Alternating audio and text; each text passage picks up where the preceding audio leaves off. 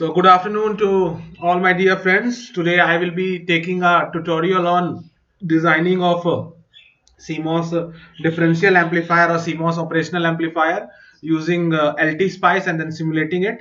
So we have been provided an amplifier with certain specification and configuration, and using LT Spice software and our calculations, and also by applying our brains, we will try to design it. So let's begin. This is the folder which contains all the files and all the work which I have done. So let's open it. You see. So guys, this is the design of differential amplifier. This is the differential amplifier. This M1, M2, M3 and M4, these are the PMOSs. M3, M4 are PMOSs. M1 and M2 are NMOS, and this is the obviously this ISS we replace by a current source, and then we mirror it, and this is I0. So this is quite simple, right? And we take the output from one end. So we don't take the output from both the points like here and here. We take the output from here itself, and how all the theory works and what are the design constraints, design variations and fluctuations. Everything I have done a literature survey of it. You can refer to it. I will be attaching the PDF literature survey from the lectures of Razavi online. Okay, and I don't think that any research paper would be covering anything more than what Razavi sir has taught. So that would be more than enough for you. And this is the CL. This is the load capacitance, the value of which I am going to tell you now. You see. So we are basically, guys, trying to design a differential amplifier having following configuration. Like it should have slew rate of 5 volt per microsecond. The gain bandwidth product should be greater than or equal to 5 megahertz. The voltage gain should be 40 dB, or in a normal scale it should be greater than 100. CL should be 10 picofarad. Power dissipation should be less than 0.3 milliwatt. ICMR plus should be 1.8. 1.8 or 1.6, and ICMR minus should be 0.8 volt. Okay, so for designing, what all you need to know, like if some customer has given you these configurations, what all you need to, and also we will be using 180 nanometer TSMC model file. Okay. So what else you need? You have a capacitor which with the value given as 10 picofarad, right? And you will be needing the omega by L ratio, aspect ratio of M3 transistor, M4 transistor, M1, M2, M5 and M8. After you know that, then it is quite easy, right? You will be able to draw the schematic in LT Spice, and then you will be able to simulate it. First you will do the simulation of transient analysis, and second will be the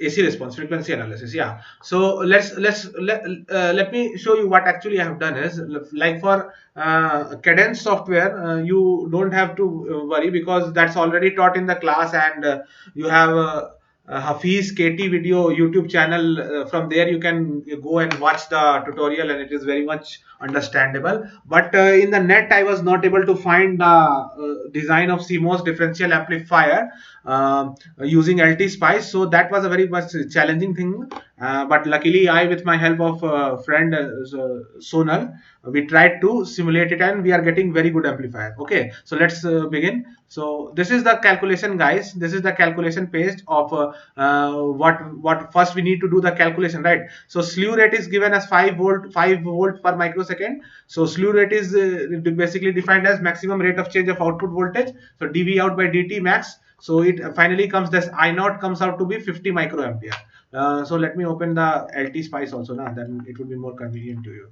Yeah, see, file, open, single stage op-amp. Yeah. So guys, you see I've already drawn the schematic in LT Spice. M1, M3, M4, M1, M2, M5 and M6. These are the transistors which I have taken. But before proceeding forward, we need to supply the values of omega by L, aspect ratio, for all the transistors, and only then we will going to achieve the sum graph, right? So here it is. You see this is I0, so this will also be I0 because it is current mirror.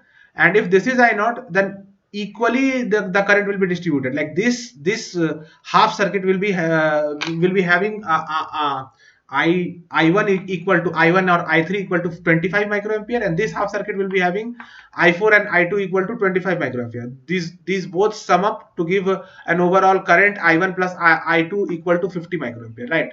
So let's begin. So this much is clear, I think. Now So after that, we like guys in cadence virtuoso, we calculate the values of VT naught and the operating point and all the capacitances, everything by doing some simulation. But here LT Spice that is not possible. So we will be opening the library file, and from that library file we will be noting down all the values. So let's open it. For that, you just simply right click on this LT Spice icon in your desktop. Go to properties, open file location, then inside the file location go to library. In the library you will find one folder called sub. Inside sub directory there will be a file. I think you have added already in your laptops. If you have followed my previous tutorials, then you must have added. So there will be a file tsmc018.lib. So you just simply open it in WordPad or Notepad. Now you can see that dot model CMOS and NMOS. So here you are going to get all the values, like it is having TOX equal to 4.1 into 10 raised to power minus 9. It is having mu naught equal to 273.809. It is having threshold voltage at 0.3666. So you just note down. So similarly for PMOS also you note down. It is having TOX given here, VT naught minus something, and mu naught of, obviously the mobility has to be lower because it is PMOS, so the mobility of holes is lower than that. So it is having 115. So after you will note down all these values, you come to you actually you also do the calculations, because then you will be having a very good idea of what actually I am doing. So what we are interested to find the current. First we are interested to find the current through no, current is already given, right? Current is already given. Okay. So if somehow or the other, if we are going to give this value of voltage Vx, then we could do some manipulation and we can proceed forward, right? So one thing more guys, like if you want your op-amp to function effectively, then your op-amp or differential amplifier should have all the MOSFETs in saturation region, because in saturation it provides a steady current and therefore gain is constant. But when it goes in linear region, then transconductance varies, meaning to say that when you decrease the voltage, then the transconductance also reduces. So it makes a circuit very unstable because gain is varying. So all the MOSFETs should be in saturation. So for this M1 to be saturated, I assume that you know this very well, that VDS1 should be greater than VGS1 minus VT1. Okay, so source is grounded, so VD should be greater than VG minus VT1. So ultimately VX should be greater than VIN minus 0.366. And what is the ICMR plus value? What is the maximum input voltage? See, ICMR plus is what ICMR plus is the maximum input voltage which can be applied to an NMOS so that it remains in saturation region. Because if it goes in linear region, then we will be facing difficulty, right? So Vx should be greater than 1.238 volt, because this Vx should be greater than 1.23 volt. So we are assuming it Vx to be 1.3. Okay, and using all the values, you see I have calculated COX for NMOS, PMOS, mu and C1. So this is quite easy. So let's come. You look over here. What is the current through I3? I3 is, because it is saturated. Why it is saturated? Because the gate and drain terminals are tied, right? So I3, the current through third transistor, is equal to mu p COX by 2 omega by L3 VSG minus VT whole square. What is VSG? VSG is 1.8 minus VSG is 1.8 minus Vx. So it is 0.5. Okay. You see this, this is saturated, so gate and drain terminals are same, so VSG is equal to VSD, same thing, right? So there is no difference of it. So once you perform the calculation, you put I3 is equal to 25 microamperes, you put all the values. One unknown you are having, that is omega by L3, and VSG minus VT plus VTP is minus 0.3906, which we got from the library file. So ultimately the aspect ratio for M3, it comes out to be 48. So aspect ratio of M3 and M4 should be equal. Again, it is a question of theory. You go and refer the literature survey and you will understand. So first step is done. We got the aspect ratio of M3 and M4 transistor. Next, for determining the gain, the aspect ratio of M1 and M2, we need the gain bandwidth product. It is clearly given that the gain bandwidth product is greater than 5 megahertz, right? 5 megahertz, and so gain transconductance of 1 and 2 transistor comes out to be 314.16 micro. How this is coming? Let me show you. It is it is in this one. This one I will show you how that this it is coming 314. You see, when I draw the small signal model of the M1 transistor, so finally I am getting V out by V in equal to minus GM R02 parallel with R04. Actually, I am drawing the small signal model of M2 and M4 transistor. So that is same as M1 and M3 because they are same. So I am getting that this gain as this. So DC gain comes out to be GM into R02 parallel with R04, and the pole value of pole is minus 1 by R02 parallel with R04 into CL. So finally the gain bandwidth product, how much it is coming? Transconductance divided by capacitance. And what is the value of capacitance? It is 10 picofarad. So when I put the values, and the gain bandwidth product is 5 megahertz or greater than that, so I get the transconductance equal to 314.16 micro, whatever the units may be.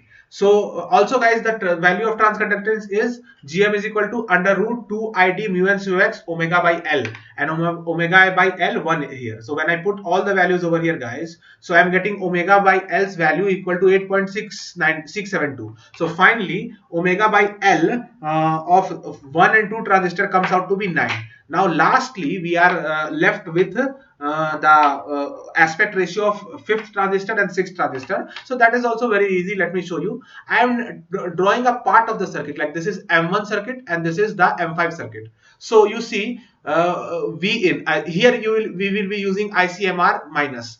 You see V in is clearly equal to VGS1 plus VD sat. Now if all the transistors should be saturated, so in saturation VD sat, it should be the voltage across here is VD sat, and VD sat is VGS minus VT, that you know from the device physics, right? So ultimately V in is equal to VGS1 plus VD sat, right? And V in is how much? ICMR minus, that is 0.8. And VGS1 how we'll find? That is very easy. The current through this M1 transistor, how much it is? The current through M1 transistor is simply 25 microampere, 25 from this side and 25 from this side. The whole adds up and it gives 50 microampere, right? So I will be simply using 25 microampere is equal to mu n su x omega by L. We have calculated above. It comes to be 9 VGS1 minus VT ka whole square. So finally, when you do the calculation, the value of VGS1 comes out to be 0.522 volt. So finally, we put that in above equation and we get the VD sat value equal to 0.278 volt, right? So now having we got the VD sat value, you can see that ID5, the current through the 5th MOSFET and MOS, is equal to un su x by 2 omega by L5 VGS minus VT, which is clearly equal to VD sat whole square. So when I put all the values guys, I am expecting the output of the value of omega by L5. So finally I get the value of omega by L5 equal to 5.696. So we assume it as 6. We assume the aspect ratio to be 6, right? So finally we are now having all the values of omega of aspect ratios of all the transistors. Like let me show you in the schematic. You see for M3 and M4 the value of omega by L was let me right click, you see 48. So I have taken width 48 and length as 1 micrometer. Similarly for this M4 also 48, and for this M1 and M2 it was 9, so I have taken 9 micrometer and 1 micrometer, and this also 9 and 1 micrometer. And remember one more thing, this substrate should be tied here to the ground, right? Because otherwise it will encounter body bias effect. You cannot tie it over here like to the source terminal, because below source also you are having NMOS, so you tie this one to ground. So this was the thing. And similarly for M5 I got the aspect ratio as 6. So after doing that, for this also you see, you right click on this and you see that I got it as 6. So after doing that you just refer to my circuit, and you I think you will be very easily draw this circuit. And for input, this is the positive V plus, this is the V plus, input voltage positive, because this is a differential amplifier, so it will be having 2 inputs. So this is V1 and V2. So what we have done, you see that we need to supply some biasing voltage, right? V1 and V2 to be in saturation region, we need to supply some biasing voltage. And we have seen from the question that the ICMR plus value is I think it is 1.8. So we cannot give a value anything biasing greater than 1.8, obviously, because this VDD is also 1.8. So we take any values lower than that. So this is the DC volt value. DC value is common to both the terminals. minus, like a plus and minus, and on top of DC value I am superimposing a sine waveform. So let me show you the sine waveform. You add source and you just connect in series, and for that sine waveform I have chosen this specification, like it is having DC offset 0, amplitude is 4 millivolt, and frequency is 1 kilohertz. And for second one everything is same, but here I am applying a phase shift of 180 degree, because if it is a differential amplifier and if I am giving a phase shift of 180 degree, then overall in the differential input which is given by V1 minus V2 by 2, so it will be added and it will be having a more positive effect, regenerative effect, right? So let's see this one. You see, first we will be doing the transient analysis. So for transient analysis, you just go edit command window, you go to transient. Here stop time, because the frequency is in kilohertz, so runtime should be in 1 by k, so it should be in milliseconds. So let's simulate for 10 milliseconds. So 10 m I am doing. Okay, now you just click on the run button. So when you guys you click on the run button, you are going to first see the output waveform. So you see you got the output waveform, then you take the input waveform from both the terminals, this and this. So you can clearly see guys, the input voltage is the amplitude is very much lower and the output voltage is very much higher. So clearly it is amplified, right? Now next I will show you what you have to do. You just simply add traces. No, wait a second. You just do add plot to plane. Then here you go to add traces. What is the differential voltage guys? V plus, yeah, minus V minus, and let me put bracket over here, V plus V minus and whole divided by 2. Okay, so you see clearly, you are able to see that I have applied the differential voltage is how much, 1.2 plus 4 millivolt sine of omega naught t. So when I am taking the differential output, so it is finally coming out as 4 millivolt. You see 0 to 4 millivolt, and what is the swing of output voltage guys, that you can clearly do. I think you just take one, this one, you take this one. I think if it would be better if I remove these two.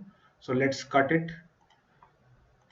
So ultimately this is the input voltage guys, and this is the output voltage. This is a transient. What transient means, you must be very much familiar with this. So let me also show you the what is the swing in the output waveform. So I will be taking this to the top. It comes out to be 1.6 or something, 647. Then again I will be taking one more thing, and I would be getting. So what is the difference I am getting? It is getting, I am getting difference of 878, yeah, 880, right? So if the difference is 880, let me show you in the calculator. So this is the calculator. So what is the if it 880, so 880 if I divide by 2, 880 if I divide by 2, so that will be the maximum amplitude of output waveform. So it is what is the amplitude of output waveform guys? It is 440 millivolt. And what is the amplitude of maximum amplitude of input waveform? It is 4 millivolt. So when I divide it, so I am getting it the gain as 110. So this is so finally we have designed this amplifier, because that's what we were expecting. We were expecting the gain should be larger than 100, and in logarithmic scale, if you want, I can also show log and multiplied by 20. So you can see guys that we are getting a gain of 40.82. So finally we have designed the amplifier. This is the transient analysis, right? Now let's next step, all the graph of this I have attached in the file which I will be sending you. Next step is the frequency response. So for frequency response, you have to go into edit simulation command. In AC analysis, you do the type of sweep decade. Number of points you give it as 100. Start frequency you give as 10, and stop frequency you give as 20 megahertz. So 20 followed by 6 zeros. 1 2 3 4 5 6, yeah, 6 zeros. So this is the AC analysis you have done. But the AC analysis will not work guys unless and until you in one of the AC inputs you put the small signal analysis AC amplitude 1, because if you will not do, then the simulator will give you error message. So for any one of these what you can say sources, sine wave sources, yeah, voltages, you do AC1, because if you will do, then only it will work. So after doing that, you have to simply click on simulation. So you see I am clearly, let me remove this. Let me remove this for you. So I've removed this, yeah, and also delete this plane, delete this. Yeah, you can clearly see that I am getting this gain as somewhere 36.48, so it is very close to 40. So finally our design is complete. And next thing, this the lower one is for the phase response, so we are least concerned about that. And for verifying the gain bandwidth product, you should determine the value of in frequency where it comes the 0 dB line. So I will be maneuvering or this cursor lower and lower and lower and lower, and finally at 0 dB point, yeah, it comes out to be 5 megahertz. So finally we are successfully designed the amplifier. So thank you guys, and I hope you would have understood this tutorial. I tried to make it very simple so that you can all understand and digest, and I would be also attaching all the output waveforms as well as the literature survey and the calculations, so that you can verify in future. Thank you. And apart from this, I don't think anything more we have to do. So thank you guys.